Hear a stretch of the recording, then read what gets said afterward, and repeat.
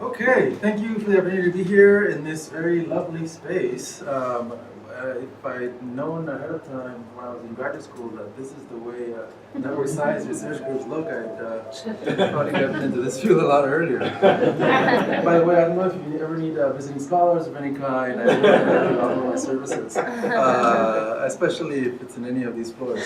So the talk, Understanding Conditional Networks, Limits of Big Data, and Pros of Common Sense. I have a lot to say. And I'm going to go pretty quickly through some of it, just because we don't have a lot of time. But the context is this, and I promise you, I used this same slide in my last talk. So that is a total coincidence.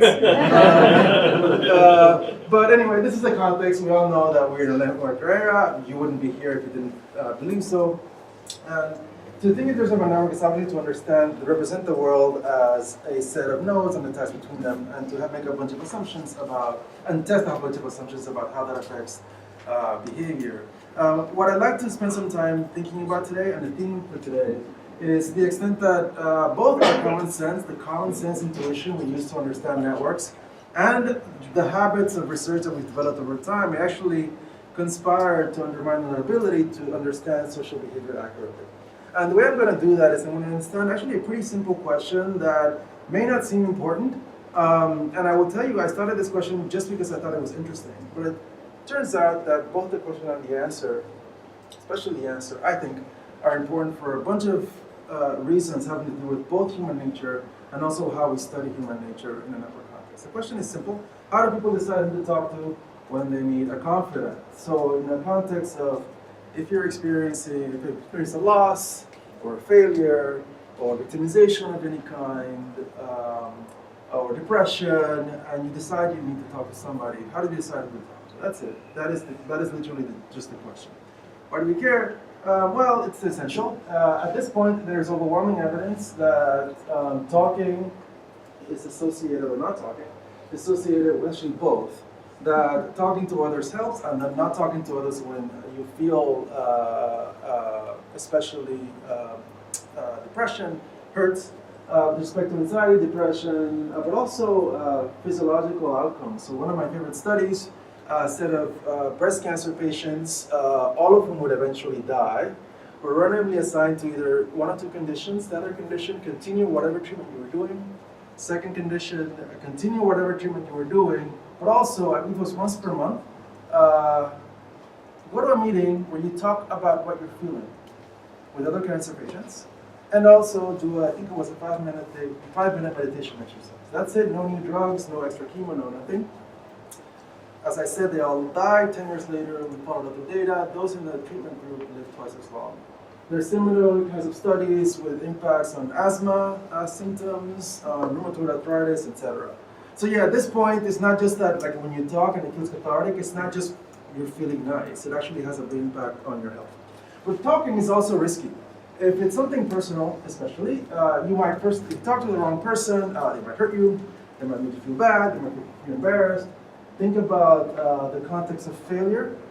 If you failed at an important task at work, for example, you might, if you talk to the wrong coworker, you might spread the idea that you're incompetent through consequences. Think about, some of you might be too young, but during a Democratic administration other than Barack Obama's, a young intern at the White House began an affair with her boss. And the reason we all know about it is because she made the mistake of telling the wrong person, who proceeded to record the conversations her name was on the trip and tell the entire world. And now Monica Lewinsky can't get a job. So now, obviously, public shaming is important. Most of our issues are not going to make international news. But the fact of public shaming, both in small communities and lots of contexts, you can imagine talking to the wrong person can be risky. So, that's a question. That's why it's important. That's why it's interesting, at least. What I'm going to give you is how we typically answer this question. And there's actually overwhelming consensus in the answer to that question. I'm going to examine one case study. I'm going to test what I found in that case study in the national sample. I'm going to explain why I found what I found, I hope. And then I'm going to revisit the theory that we usually use to explain this question. This is all from a book, Someone to Talk To, that is out as of 3 weeks ago. Okay, standard again. There we go. Thank you. Thank you. If the network thing doesn't work out, David. You know, Laszlo's the one to go to the marketing. It's true. Who needs Vanna White? Okay, the standard account.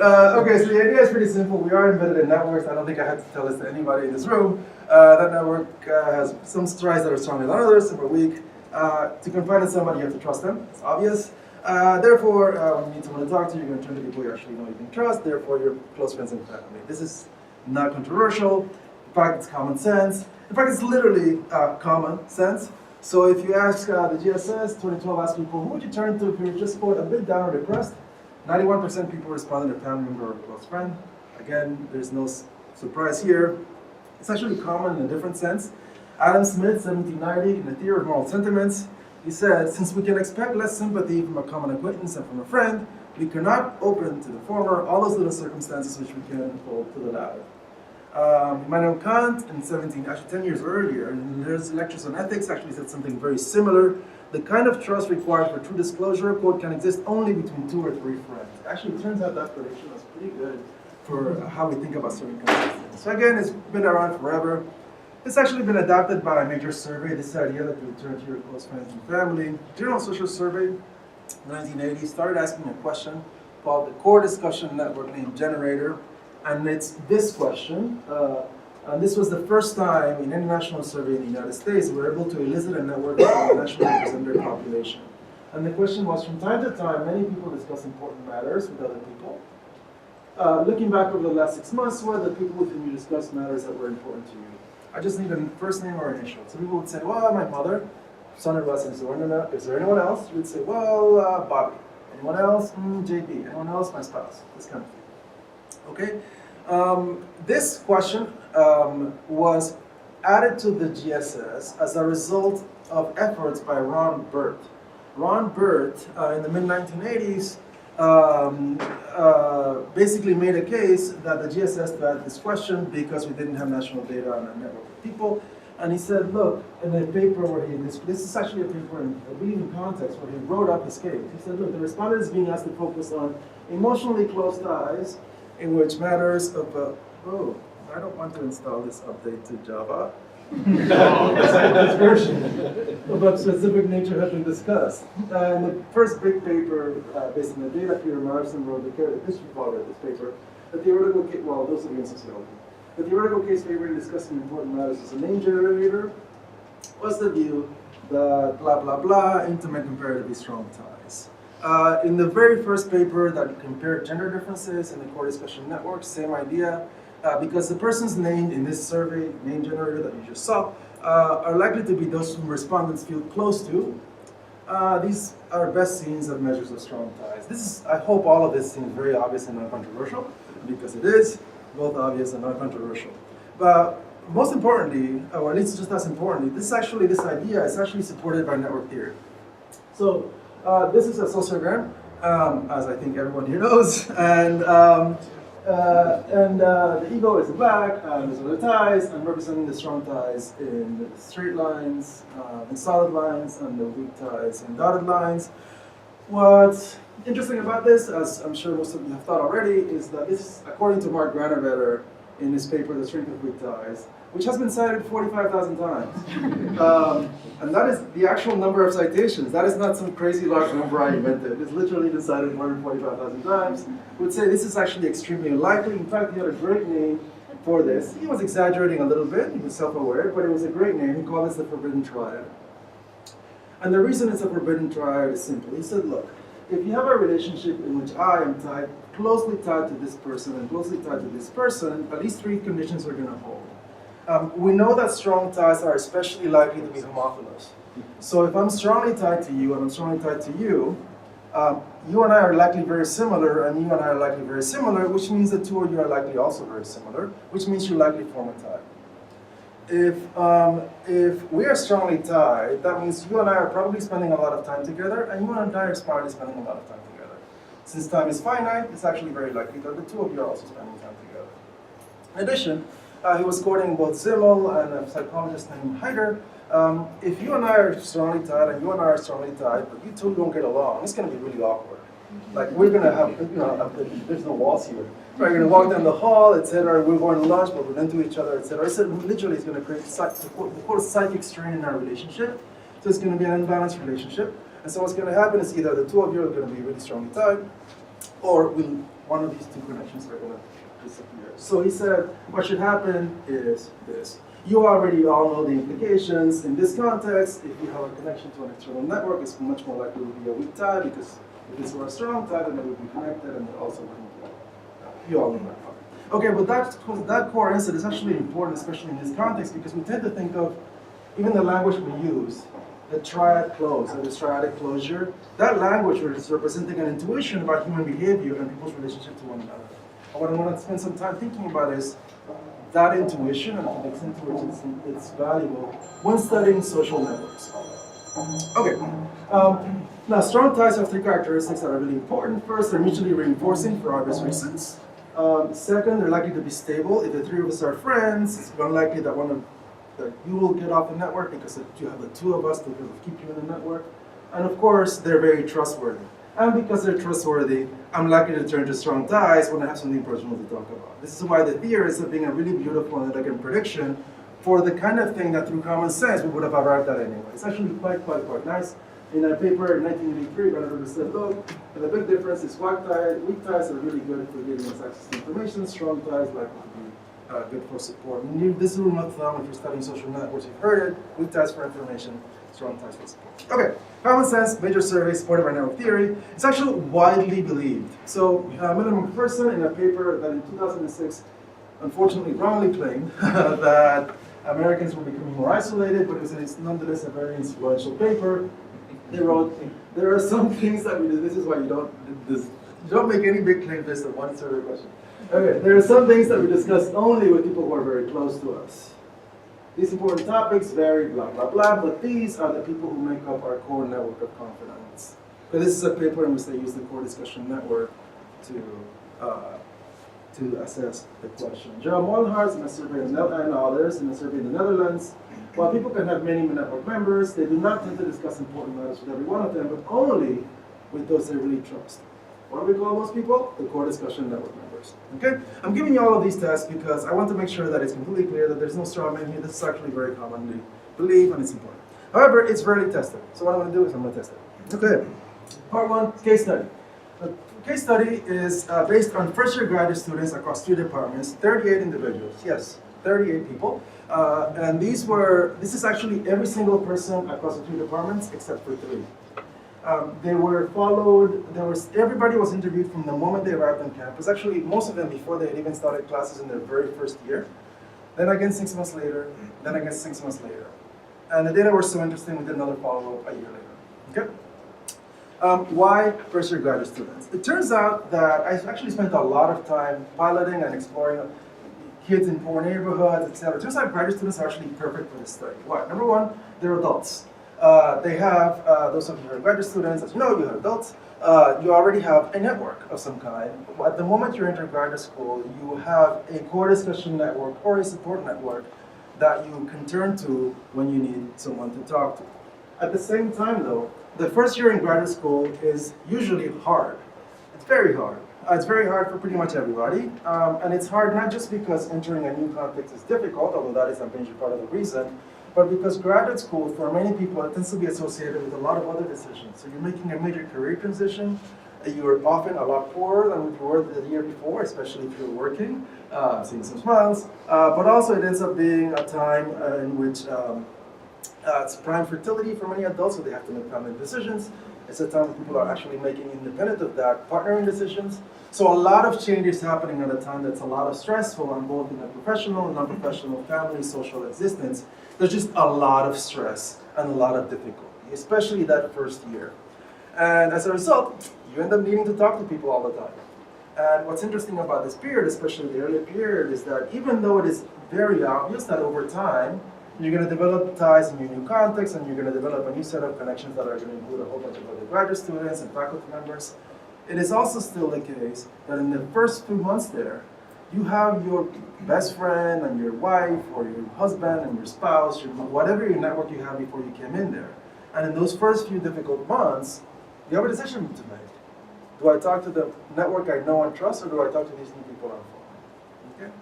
So it's a strategic research site. Data, I have tons of awesome data.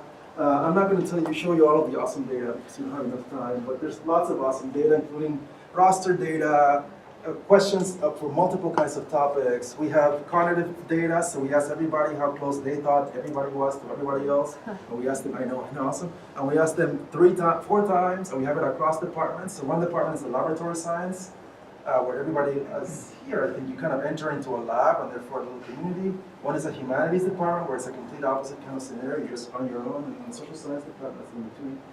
What I'm going to focus on today, because I don't have a lot of time, is just the in-depth structured interview data. Okay, so what I'm going to do? What I'm going to do is 2 things. First, I'm going to follow standard practice. I'm going to elicit the core discussion network. And then I'm going to say, okay, once I take that network, does it exhibit the properties of a strong tie network? Pretty simple, which it should.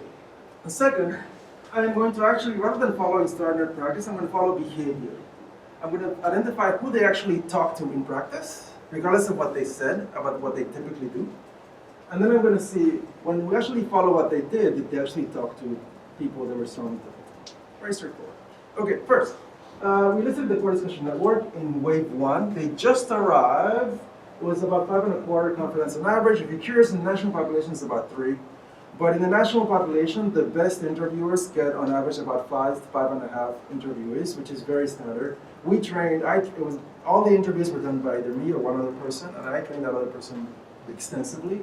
So this is actually what you would expect. It's actually really nice.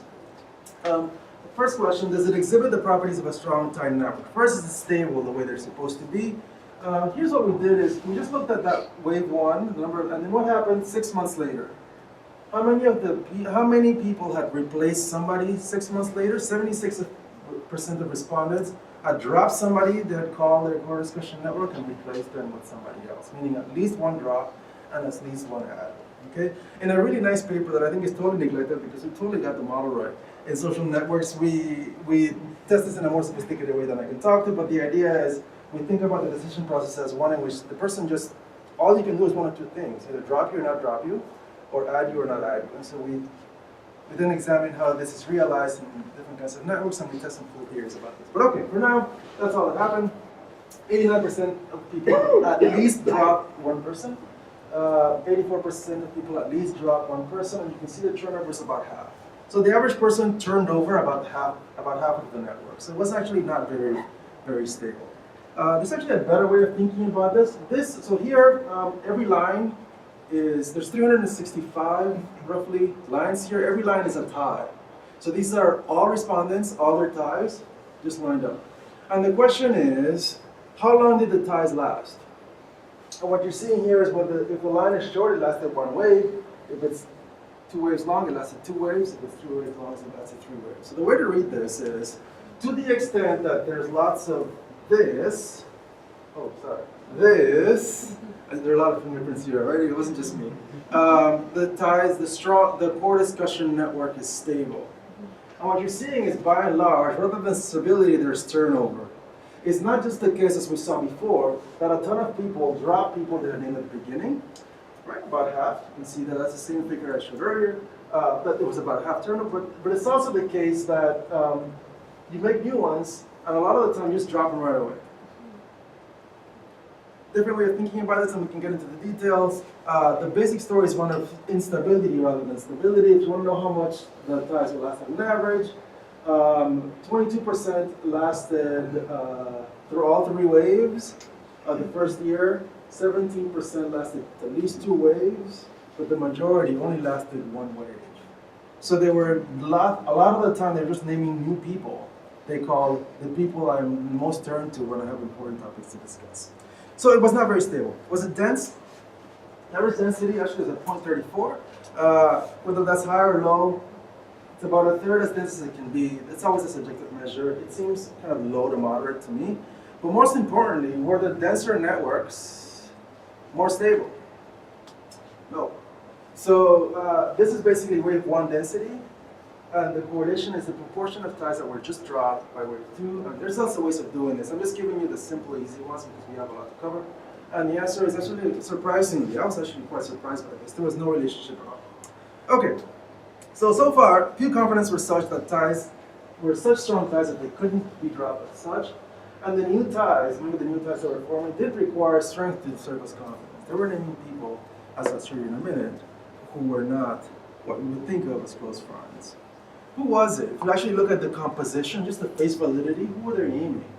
For sure, a lot of them named spouses, best friends, siblings, parents, and I might show you a quote or two if you have time in a minute. If I go really, really fast. But they also named roommates, classmates, professors, including those they were not close to, advisors, lab directors, literally just the person who ran the lab, and even actually people they had just met. This is actually consistent with some cognitive research, some cognitive interviews that people like Peter Larson had done on people. These were, yes, questions? Just strike us at the end, no. Yes. Those are people who are not close friends. Oh, I see. Okay. Exactly. Okay. So in other words, the answer to this question is yes and no. Gotcha. Sometimes, but often not. Okay. So I just have a quick Yeah, question yeah, because please. this is a dramatic change in context. So you have all the people entering grad school. Yes. They have old friends, and so to what extent are you eliciting people from the new context versus, is it just so open-ended that it could be anything? And part of what we may be capturing is like, yeah, I still get on the phone with my college buddies, or phone would be pretty retro. But as you're moving along, part of the reason for the instability is because it's this transition period. Yeah, so there's a couple ways of thinking about it. So number one, just to clarify, we asked exactly the same question from the General Social Survey. From time to time, there are people with whom we discuss important matter. We elicited the exact same, and in addition, this was the single first question in the interview. As in, they signed the consent form, and we said, okay, I'm going to read you the first question. From time to time, and if you follow this literature, you know I did that at the beginning. So we did exactly the same thing the General Social Survey did. Actually, we did it better than they did because they buried the question way up in the end of the survey, and it turns out it matters because people get tired and they name two people. Now, the second question, though, is the instability. This, maybe I would expect. What's interesting is, even if there's a whole bunch of new people here, if the way we're interpreting the survey is right, we should keep them. In other words, okay, so now I've met my new roommate, it's been 6 months, at this point now I feel like I know this person, start of the spring semester, and yet I drop them anyway.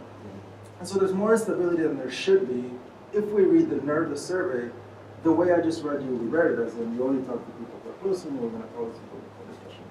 I'm just wondering if the sort of context that evokes, it's evoking a setting where you don't have many close ties. If you had asked third-year doctoral students, would you have found a lot more stability? I'm sure that the answer to that question is yes. Now the question is, if we go to this juncture, why 2 weeks, literally, you haven't even started classes and I ask you what the way we've interpreted the question, who are you close to? Why would you name? That's interesting. You know what I'm saying? Yeah, no, it's a question of what it evokes. It's clearly not very stable. Exactly. What is it that you're evoking from this? I think you're completely right. Now here's I actually think we're not getting what we think we're getting from the core discussion network. Yeah, the core discussion network is a core discussion network, and precisely because what you're saying, we're not necessarily sure what we're getting. So the second thing I did is just follow behavior. Rather than reconstruct the network and see whether the prediction, this is when you actually were talking to people who you're actually talking to. So this is a couple of different ways. So, and just to sort of put this in context, and this is actually related to this conversation. So, first it might differ, the Gilbert studies and so on. People actually might differ from what they say. And there's a ton of evidence, not just from them, from cognitive psychology, the common work, work and questioning the sensation, that either we read what they're saying the wrong way or they're interpreting the wrong thing. They could be using heuristics that have something to do with, that have nothing to do with their, or very little to do with their actual behavior. But the bottom line is, okay, let's give me an example. Okay, so I am in, and you ask me, 6 months, who do I talk to about important matters? I'm like, well, important, well, registration is important. And so I'm gonna talk to my roommate about registration because my roommate knows a lot about registration. So I say, roommate. You see what I'm saying? And that doesn't actually mean that if the push comes to shove, if I'm depressed, or if it's something that actually personally I'm worried about, I'm actually going to talk to my roommate. At that point, I'm actually go and talk to my wife or my best friend or my mother, etc. In other words, it could be that all that's happening is that the network is actually a poor measure, even though we used it this way, the name generator, but what actually people do in practice. So what we did is something different. So what we did is we identified actual practice. We first asked people, what are the 3 things that worry you most about your graduate experience? They would say, whatever it is, I'm afraid I'll never get a job, I feel intellectually inadequate, whatever it was. And then we asked them separately, what are the 3 things that worry you most about life in general? I'm isolated, I think my wife is cheating on me, whatever it was. Money. Okay, so just to give you an example of the first, here's Camille. I worry that I won't be able to come up with good ideas. When so much of your self-concept or self-esteem is in your intellect, you start to get down on yourself. And this is part of a very long conversation that began with her quoting, PhD comics? So it was one of these PhD comics where the person says, okay, time for my daily 5-minute existential crisis. And so she started with this, and she's like, well, actually, it was funny, haha, but the truth is, I've been really worried, etc. I don't actually know if I belong here. Here's another one that's still a similar idea from David. I worry that I'm not being productive enough, or at least not on the right time schedule. I guess to some extent I worry that the other graduate students are doing things that I should be doing, and I'm unaware of it. I don't really know. And again, I don't know if you're graduate students here, this sounds totally alien. I'm going to ask you to at least do your best and try to imagine how somebody could be in this position. Just try. I think, it's funny. I don't know if you're familiar with Garrison Keillor's like Woe Begone, the land where all the women are strong, all the men are handsome, and all the children are above average. The graduate school is a place where all the graduate students think they're below average. It's like a reverse Woe Begone. Anyway, so there was a lot of this. When we asked about worries about life in general, it was serious. Often it was just money. There's this myth out there that somehow graduate students are only broke, like they all come from a lot of money, and it's just a temporary economic precarious condition. But really, so here's Carver. I don't need a lot of things to live. But given my family, am I going to be able to afford rent this month? We've got some savings, but it's not where it would be okay if something catastrophic happened. So we're trying to get medicated. This is the thing that I've been worried about the most. And there's, you can imagine it ran the gamut. So the question is, one of the things that they told us were the things that they were actually worried most about, who they actually ended up talking to. Some of this is private, it's personal, it can be embarrassing, depending on what it is, and so on. So then we asked them, think about the last time we talked to somebody about this issue. And they asked them, that time, who was it? Okay? And naturally, this would be a terrible way to elicit somebody's network, because we're asking about one experience, etc. But it's actually a pretty good way to elicit. This is basically a sample of last interactions. And so what we're doing is, for the population as a whole, we're going to say what happened to the population as a whole, respectively, last talked to. And that's going to be our window into what their actual practice was. So we did this in all the ways. When we did this, and we're looking at wave 3, because wave 3 allows us an opportunity to test this idea in a more serious way. By wave 3, they would have had 3 chances to name people. Presumably, my wife. Presumably, if it's wave 3, it's literally the start of my 2nd year, and if I name my wife, or name somebody, if I name them before, I'm going to call that person a strong tie. If it's wave 3, and I name you but only the first time, based on what I know, I'm going to call you a weaker tie. Pretty straightforward. But if the person I talked to was actually somebody I didn't even name a confidant at all, it's clearly the weakest tie of all among these 3 categories. It's a nice, simple, very low assumptions way of testing the proposition. So the question is, that last time they mentioned target to somebody about either a problem, their biggest worry about in graduate school, their biggest worry in life in general, who did they talk to that last time? And this is the answer. So the theory, the common sense is right. The majority of the time they should have talked to the strong tie, which is in gray. With respect to the graduate school problems, what you see is that happened actually a minority of the time. And the majority of the time, it was actually people they had not even named as a confidant. And even what they had, it was only people they had named once as a confidant. In other words, the equivalent, I'm just giving you an example, roommate that just occurred to me is a roommate, it's just occurring to me, I'm going to name as a confidant rather than spouse. Okay? With worries about life in general, it's a slightly better parry, but it was still actually quite common for them By the way, that's more than 100 because a lot of conversations happen of these kind happen with more than one person. So if I talk to two people, one was a strong tie, one was a weak tie, they were never there. All right.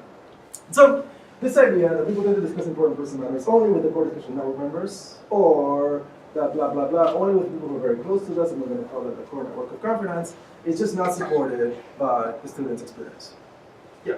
Just a picky question or Yes. point on this, but there are people have a lot more weak ties than strong ties. Correct. So just like with Granovetter's paper, where it's like, he said, well, look how important weak ties are. It's like, but you have a gazillion weak ties Exactly. and not so many strong ties. So maybe, presumably, dyadically, you're a much higher risk of talking to a strong tie. I think even more than presumably.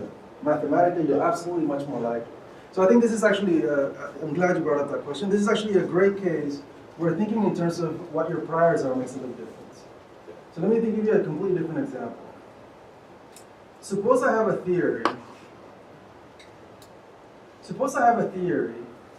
that heterosexual males who marry will only marry females. That means that if I go out and I get a sample of married heterosexual males, it better be 99% of them who are married to females. If I see that 30% are married to males, my theory has something wrong with it. If I see 50% are married to males, my theory has really something wrong with it. Now I could say, look, that's silly, because in the population you have 50% exposure. Yes, in a mathematical sense, but I didn't arrive at the data with no preconception. I had a really strong theory that heterosexual males, when they marry, are going to marry females. I think it's a similar question. This is the prior. We tend to discuss important matters only, because the theory is, to talk about something important, I have to decide that I've trusted you. And so even though there's a whole bunch of people here, I'm not going to tell all these people, I don't know them. I'm going to go to the person I don't trust. And what I'm showing you is that basically that understanding, which should strongly favor strong ties. I mean, these are literal quotes. This is part of why I spent so much time showing you the quotes. It's not as if there's ambiguity. The notion is really clear. If it's personally important, I'm only going to talk to my strong ties. This is why Kant said 2 or 3 people. Right? This is why Adam Smith said you can't just trust your acquaintances, you have to trust your friends. Now, after the fact, it makes sense, but I think being clear in our priors is really important. Your assumption, which is actually what I actually think is happening, is one in which people actually don't care that much whether they're that close to the people they chose. I actually think that's a better representation of reality. But that's not the way we thought was the problem. Yeah. I think it's absolutely right, but it's not a question that the data can solve for us. We have to be clear on what our assumptions are when we go to the data. Yeah. But this is just making me think back a little bit to something you brought up in your motivation, the reasons why people need trust to talk about these things. They're worried about sort of embarrassment or looking incompetent, but those sort of forces that make you not want to talk about something might also be particularly active in your strong ties. If you have a very weak tie to a total stranger who's not part of your social network, I don't care if I embarrass myself in front of them. Strangers on the plane, absolutely. I actually think that you are right. I don't think that's how we've thought about this question. And again, you'll see that I spent a lot of time in the background. This is because this is actually one of those studies where after you hear it, you're like, well, I can think of 80 reasons why. But it's actually not it's not the way, if you trust the GSS. If you trust the GSS question about if you were just a little bit depressed, it's just not the way we would have answered this question if we began to it. It reminds me of Lassersfeld. Actually, Duncan Watts, who's associated with some of you. You might be familiar. WATTS, Watts. Another small word guy. Exactly. He has some sort of ideas. He has like a laybook. 6 degrees. Everything No. Oh, yes, Exactly. Of course, it's 60, of course. But everything is obvious, which is actually an extension of this Lassersfeld idea. Lassersfeld, who was a great sociologist and survey researcher at Columbia for many years, he has a nice paper where he shows people a list of common statements that sociology has found. And he reasons to people. Everybody says, well, this is totally obvious. And he says, oh, really? Because what actually sociology has found is exactly the opposite of everything I just said. Like if I tell you, my big study has just found that money buys you happiness, duh. But if I tell you, my big study has just found that money doesn't buy you happiness, you'd say, well, duh, because it's all obvious after the fact. This is why it's actually really, I am actually convinced that our priors about what behavior is in this case are actually quite strong. They're strong in the novels, they're strong in the literature, they're theoretically predicted, they're structurally predicted, we put them in a survey, and we believed Adam Smith and Immanuel Kant, but not Zimmer. So this is why I spent a lot of time on So anyway, your point, I think, is right, probably, about the situation in which people turn out to trust people on the airplane next to them. It turns out I have data for other mechanisms that I can show you that I think are also part of the story. Okay. Was there another question? I saw? No. Okay. So anyway, that is not supported by the, but look, this is 38 people, right? If I had shown you that it doesn't work in the national population, you'd have said, well, obviously, it's only because it's graduate students. It's not because it's graduate students. The national population, national, not just graduate students. I'm only going to skim over this because we only have about 19 minutes to go. 18 and over, 2,000 respondents, it's all believable, representative of the national population. Half of the respondents at random were asked at GSS, the name generator that you saw a minute ago. The other half were asked an alternative question, basically who actually get talked. That's about 991 people. So they were asked, the group we were interested in, from time to time, blah, blah, blah, blah, blah, 6 months, think about the last time you discussed something that was important to you. That time, what did you talk about? And we just gave them the option of writing it in. My kid has cancer, my wife is cheating on me, there were all sorts of things. And then that, zombie movies sometimes. So the Peter Behrman paper, there was Movies, Headless Frogs. There wasn't actually that much of that, but there was some of it. But there were things that you couldn't, anyway, that was another conversation. But anyway, that's what we got. And we asked them, whom did you talk to? Okay? And then after that, we asked them, now tell us who you're close to. That's it. So we first asked them, blah, blah, blah, about your family, people who are not in your family, who are you close to, then who in your family, who are you close to, and we gave them the option of giving us a 10-name story. So just to be clear, we gave them a total of, and by the way, we did this on a name-by-name basis. So in other words, if it turns out, you know, those of you who do web surveys know this, you can manipulate web surveys to generate as many names as you want. And so if I tell you, tell me who you're close to, and I give you 10 options, you're going to write 8 or 9 names. If I give you 3 options, you're going to write 1 or 2 names. So you can literally, the number of boxes I give you will manipulate. The right way to address this is by giving people one option, they click enter, then another option, click enter, another option, etc. Okay, so we did that. So the data are actually quite good. In addition, the distribution is such that almost nobody gave us a full 10 names. The distribution is bell-shaped, peaking around 4.8. It says 4.2 in the book. That's a mistake. I'm embarrassed. And if you buy enough copies, I'll correct it in the next edition. But it's actually a mistake that helps because it makes the study actually even more conservative than it was. In reality, things are worse with common sense than I say in the book. Anyway, I'm happy to talk about that at length, but I am certain that there are not strong ties that we missed in our dissertation. Now, the reason that matters is because we're going to do a simple test. We know who they talked to the last time they talked to somebody about something they personally found important. The question is, what proportion of that time did they talk to strong ties as opposed to weak ties? The theory is right, it should be the majority of the time. If it's only blah, blah, blah, blah, blah, it should be almost everybody. Okay. The suspense is killing all of us, including the computer. And there it is. Sure enough, the graduate students were not unique. In fact, slightly more than half the time, they talked to weak tie rather than a strong tie. That approach a weak tie rather than a strong tie. Turns out this is not an education effect. This is high school diploma, some college, BA or more. It's consistent around class. It's consistent across race. I don't believe that, even though it's even cooler for my study. But the numbers are too small. I think the real number is probably something like that. But really, the long story is that overall the patterns are very similar. So strikingly, they're actually even similar across men and women. You'll notice here a slightly bigger difference, that women are more likely to have talked to somebody they were close to. It turns out, so I can account for about a quarter of that difference from the total number of strong ties that women as opposed to men reported. So women reported about 5.5 close friends, men about 4.5. So you can make that a little smaller, but still some difference remains. Even then, though, it's just there's a lot of people talking to people that are not that close to. So, in sum, people are more likely to turn people that are not close to them, either common sense or network theory or Kant or Smith suggested. The question is why? There's 2 fundamental questions here, and I can't tell you all the reasons why in this short amount of time that we have. And I'm not trying to hawk the book. I'm not. But that's what most of the book is about why. But there's really two different why questions. One is, why do people turn to people they weren't that close to? Maybe it wasn't like this explanation. Maybe it was like, once you hear it, you can totally come up with a structural theory, right? If Grandiver is right, the three of us are really close. If I tell Laszlo, he's going to tell David, and I may not want David to know, so I'm keeping away from this network to tell people. It's a version of what you just said.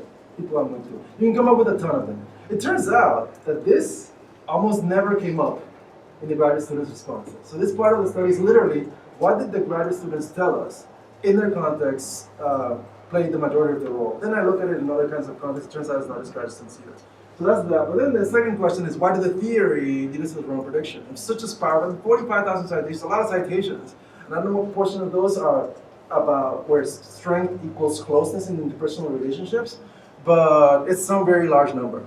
And so the question is, why did that happen? Okay, in answer to the first question, what I propose is that at least three factors that we don't consider as often as we could made a role. One is people were avoiding strong ties on purpose, because basically strong ties are much more likely to be multiplex in terms of their relation to you, and therefore to make you run the risk of facing somebody who has different expectations from what you have about why you should talk to them. I'm just going to assert that, and then we can talk about it later if you want. Second, they explicitly went to somebody they were not that close to because they thought that that person would be especially likely to understand the predicament as they understand it. In other words, because they were looking for cognitive empathy, which is not the same thing as sympathy. In other words, it's not the idea that somebody's going to make me feel good. It's the idea that somebody's going to get it cognitively. And the third was because often because the person was there. Like at the time, I just wanted to talk, and I have tons of cases of this. You know, a high school teacher in a rural county in the 90s was gay and had decided he wasn't going to come out to anybody, but he was teaching this class, and his lovely, liberal, supposedly sixth graders said something deeply homophobic, and he tried to keep it together, and he walked out of the class furious, and he just ran into another coworker walking out of the cafeteria, and he just vented, and by the way, I'm gay, because they were there at the moment they did. So this happened a lot too. Anyway, I'll talk a lot about this, and I won't be able to show you any evidence for any of it except for this one. And I could have done the other one, but I had to pick one, and this one's easy. Okay, so I mean, it's easy to present in this format. Okay, so cognitive evidence. So here's an example. Here's Annie. Her worry was regret about the consequences from agreeing to lead an ethical organization.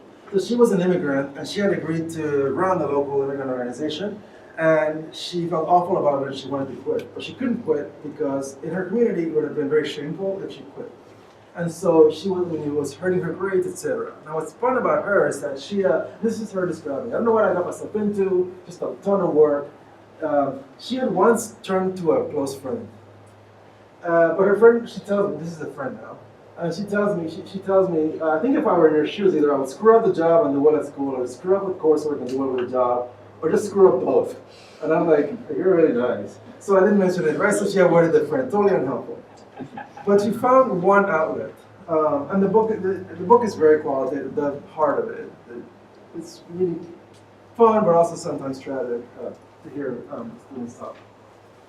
But the one person she approached is a former president of the same association. In other words, the person was the same ethnic background and had done the same thing and knew exactly what it felt like. And he ended up being the person she turned to often. And that simple validation was cathartic for her. He tells me that he understands that I don't have time because he didn't have time when he was doing the job, etc., etc. I think he's the only one who actually gets it. There's a lot of this. So you find somebody you may not be that close to, but you know, no matter what, they're going to understand the condition. Okay, so we have some evidence of nationally representative sample in a couple of different ways. First, we asked them. So in that sample that we asked them, why did you discuss whatever topic they mentioned with the person you talked about? And 20% of the time, they literally just said because they know a lot about the topic. If you run a simple regression, when they're motivated by the factor, were they more likely to talk to a weak tie than a strong tie? The answer is yes. And this is actually controlling for a bunch of other stuff. And what's interesting is that's also actually the case for when they said they were just there. They were available when they needed to talk to. There was an effect there, but that's okay. That's people say why they do what they do, and you don't know what to believe. It's actually better if you actually follow their behavior. So what we did for this part of the study is, so remember we asked them what they talked about. So I looked at all of the. I only have 10 minutes. We looked at everything they talked about, and so what I did is I quoted all the data openly. Then I created a set of categories based on that. Then I recorded all the data based on my categories. Then I gave my categories to somebody who didn't know what I had done, and I asked them to categorize these data on the basis of these categories. There was super high reliability, so I believe this. In addition, Matthew Brashears was doing his own survey at the same time that I did not know about in his own context, quoted his own open-ended questions, and came up with 4 of the 5 top answers. So awesome. Very, very similar categorizations that he came up with, same family, career, etc., personal finances, and so on. Okay, so the way we're going to, and by the way, this is what they talked about. There aren't big gender differences, except women are more likely to talk about family than men, are more likely to have talked about family than men in the last time they talked to anybody. They are a lot more likely to have talked about health the last time they talked to anybody. Okay. Now, the way we look at whether cognitive empathy makes a difference is pretty simple. So you don't know who the best person to talk to about something is. So like if I have cancer, the best person might be a doctor or an oncologist, or it might be somebody else who has cancer, right? So you can't identify the optimal person. It actually doesn't make sense as an empirical question.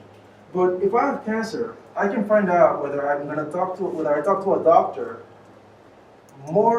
with greater likelihood than I typically talk to doctors, right? So that actually should be the case, and that is actually the leverage we're using in this study. For any kind of topic, am I more likely to talk to somebody who's relevant to the topic than I typically talk to people who are relevant to the topic? And that's what we did.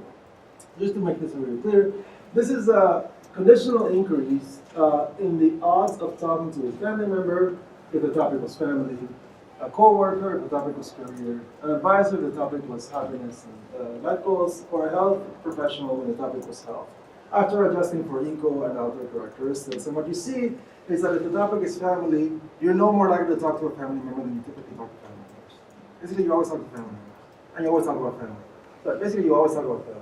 If the topic is career, you're far more likely to talk to a co-worker than you typically talk to them. If the topic is happiness, you're far more likely to talk to an advisor as a category from GSS. If the topic is health, you're far more likely to talk to a health professional.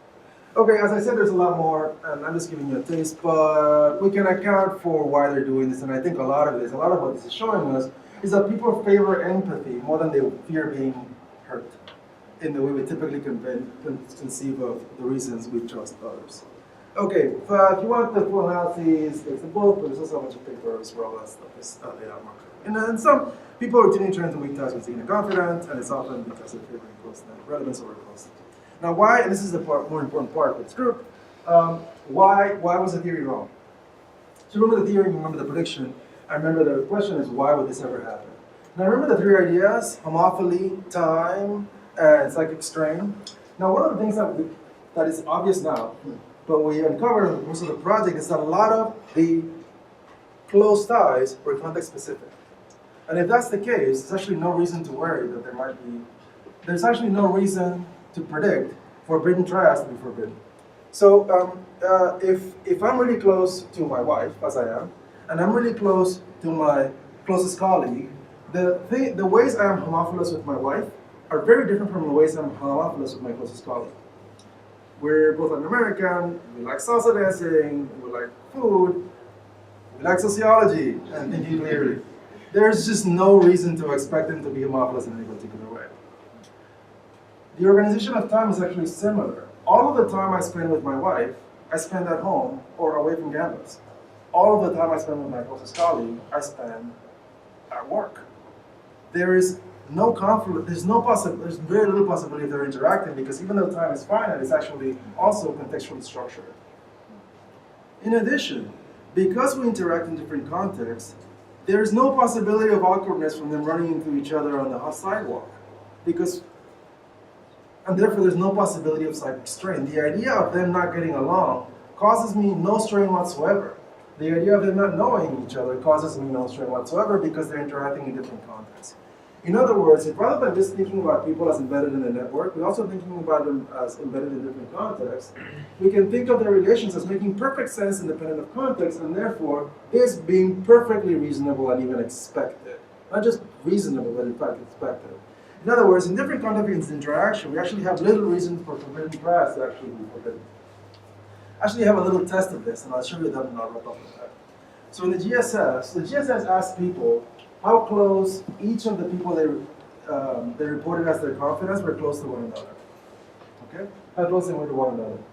And so they asked respondent A how close the altered BC was. What happens if you actually look at spouses and co-workers who are people who interact in different contexts?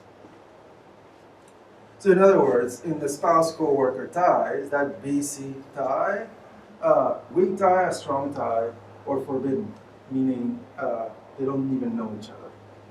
If the way we typically read Mark Granovetter's papers right, the majority of the time they should be strong ties, a small proportion of the time they should be weak ties, and they should almost never not know each other. By contrast, this is actually what we see. So, a small minority of the time, there were strong ties. A lot of the time, there were weak ties. But what's interesting is actually there were more forbidden ties than strong tie trials. It's literally the exact opposite of the prediction. Exact opposite. If that's the case, then you wonder whether in that strong tie context, you're going to have all of the predictions of mutual reinforcement and all of the stuff of stability that we actually talked about a minute earlier. It's actually not that surprising, for example, that the density was low. But if this is actually the case, then what should happen is that within context, the prediction should hold, as I just described, right? If we're all on the same floor, well, yeah. First of all, the things we have in common, you're going to have in common. And the time I spend with you and with you is going to be time we spend together. And of course, it's going to be awkward if we're not in the same place and we don't get along. Sure enough, if it's a coworker tie, Granovetter was exactly right. It's beautiful. And if it's a spouse-family tie, it's even more right. It's completely right. Within a single context of interaction, the theory works perfectly. Across contexts, it doesn't work. It is a problem. We live across many contexts, just not in one. And so thinking about this question across contexts is actually going to be very important.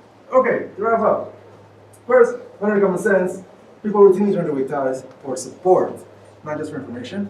For a number of reasons, and I know I only gave you a little bit, and I know I didn't give you enough data, but I kind of had to keep going. But the structural prediction that we saw, we had a rule of thumb that actually didn't work and didn't work in multiple contexts. So how do we think about this?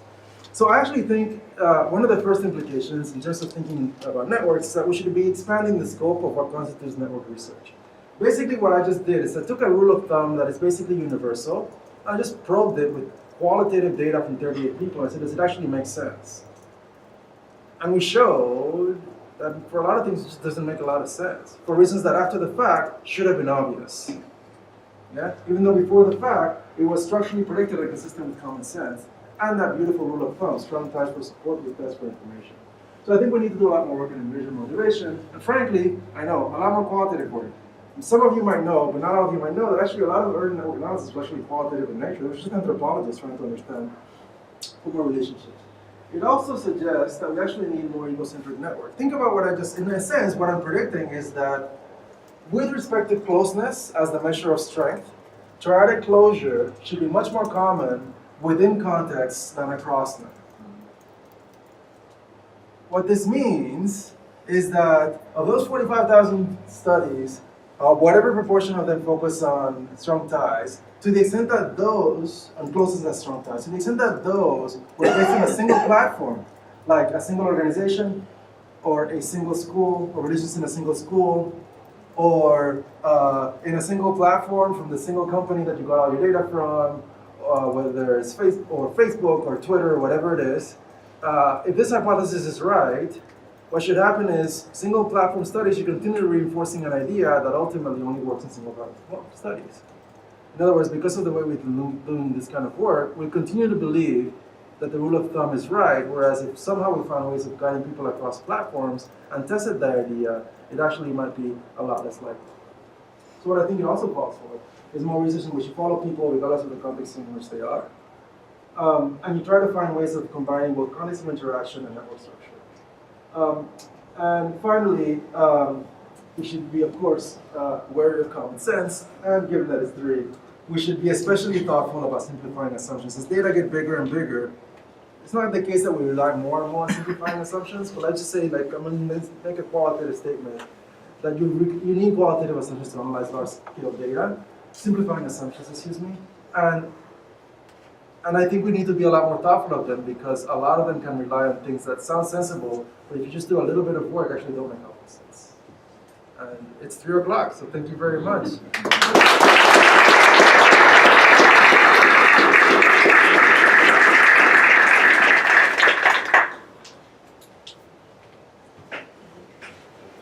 I guess we have time for a couple of questions.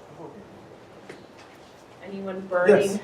Brennan's I like your burning. point about needing more egocentric network research, but it also seems like some of the results are suggesting more bipartite network research, where if all the people are nodes on one side and all the activities that I possibly do in a day are on the other side, that there's ways of carving that in the bipartite network sense too. And I was just curious if you had any. Yes. I don't know a whole lot of methods, but So the answer is, I think you're right. That's a very good point, and I haven't seen anybody do that. Yeah, absolutely. Yeah, I think actually we can, even without getting into that, you just get a lot more creative. Yeah, you're totally right. Multi-faceted. Yeah, you're totally right. Yes. So I think the theoretical implications of this are important and really clear. I'm wondering what implications you see beyond theory. So how we think about social interaction, Yes. policy. Yes. So a lot of the implications have to do with the reasons I think people do this. So first, and we talked a lot about this within us, but I'm going to give you 2 short answers. One is, I think we misunderstand the nature of social isolation. I think in fact, that big paper I said that the study was wrong, the big title is Americans are more isolated than they used to be. That was the punchline. And the idea is they're more isolated because this was wrong.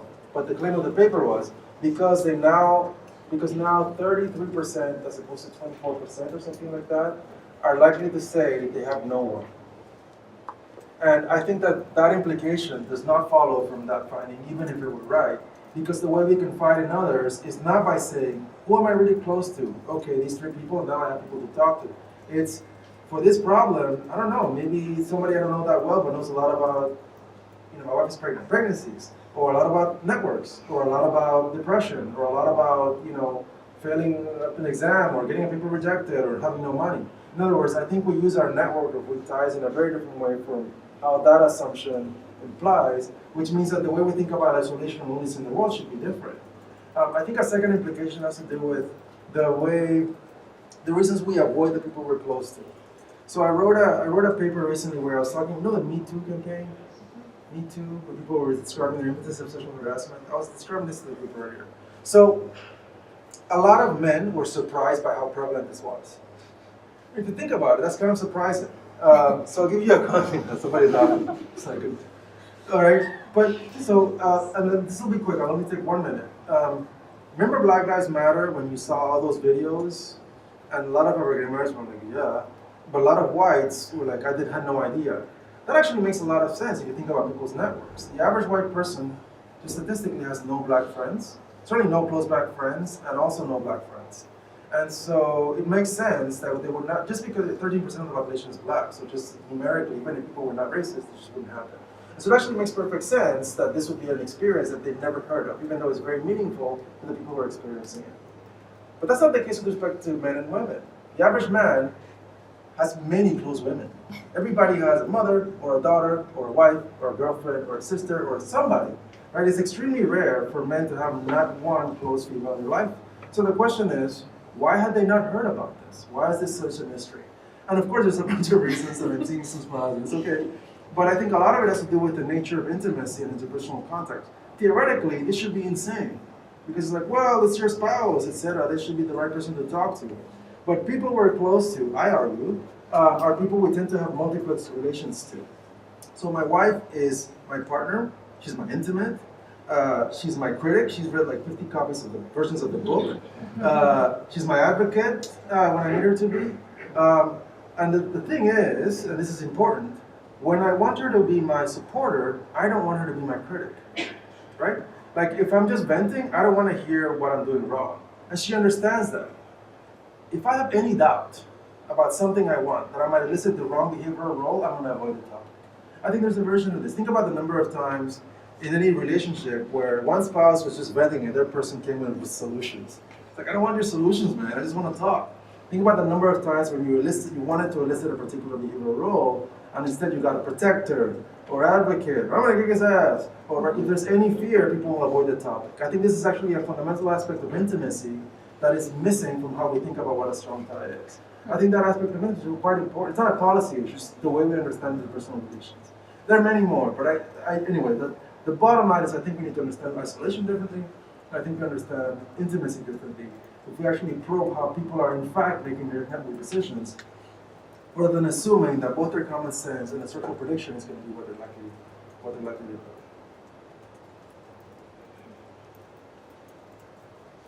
Yes? This question is more at a personal, philosophical level. What made you explore something that was common sense? What was your motivation? I know, right? So I didn't start this study like, oh, I'm going to show it. In fact, I was really curious because I found something different but related in my last book when I was studying childcare centers. So I studied mothers in New York, and I used a bunch of data to see how their networks were affected by whether they enrolled their children in childcare centers. And that also, I was just curious. And one of the things I found in that study was that the mother, they all described themselves as very protective. My kid means everything to me. I wouldn't trust anybody with my kid, blah, blah, blah. And yet they all trusted their kids with all sorts of people all the time. There wouldn't even be times they couldn't tell me the name of the person they had trusted their kid with. It was like, well, it's Amy's mom. Or it's like, it's the vice president of the Parents Association and their kid looks okay, so I just, people, and this is like, I mean, if you think about it as a rational act, as the costs of being wrong by your decision go up, the information you'll need to make that decision actually goes up. And these are people who bet in these people. This woman could have, gotten into a car accident, gotten drunk, and killed my kid. People were dropping their kids left and right. So I thought there was in this court, but yet nobody described. Everybody said, "Well, I'm really careful." And nobody might say, "Well, there was one time, but that doesn't count." And everybody had one time that didn't count. And so I was really curious about whether we have a different understanding of ourselves as human beings about our trusting behavior than it's actually reality. And then interestingly, whether that actually was leading into how we theorize behavior. We theorize actors as fundamentally distrustful unless there's reason to trust. Not everybody, obviously, but that's kind of the standard position. Like, right? There's tons of studies like, why would you trust X? I actually think that that decisions that we would think of as trusting decisions, a whole bunch of other things actually play a bigger role. So it's that fear of being heard, even though it seems irrational, ends up being way down on the list, and the possibility that somebody might get me ends up going way, way, way high up. And so anyway, that's how I ended up on this project. So we'll just take one last question. You here have been patiently waiting. Yes. When you asked the people to list the 10 names, did you actually make them list them in an order where the first person would be the person they are closest to, or was it just random? Nice question. So the answer is no. We just said name somebody you're close to. I mean, you took out the whole wording. I can just show it to you in a minute. And then they wrote the name down, and then they hit enter and it said, "Is there anyone else?" And there was another box. My other brother. Is there anyone else? Bobby. You see, so they had an option. We did not ask them to rank order, and we did not ask him. Name the single person you're closest to. And then you see, it was just name somebody who was important to you in your life. And we used the wording important rather than close because in early testing, we saw a couple of things. First, you often got the same people. But second, important is actually more generous to the other theory. So, I may not be that close to my mother, but my mother's important to me, right? But it's much more likely to be the case that if I say that you're important to me, that you're close. And so, if I say that I'm close to you, that you're important to me. And so by asking people to name who they're important, we include everybody, both the people they're close to, and also the people they're not that close to, but they're important to. And so we get a bigger list. And if we get more possibilities to hit at least somebody in their life they call important. And even in that context, half of them were not. So anyway, so that's the answer. Anyway. We'll have to stop here, unfortunately. Although I think we've certainly Mario has been someone to listen to. So thank you very much again for coming here. So. Thank you.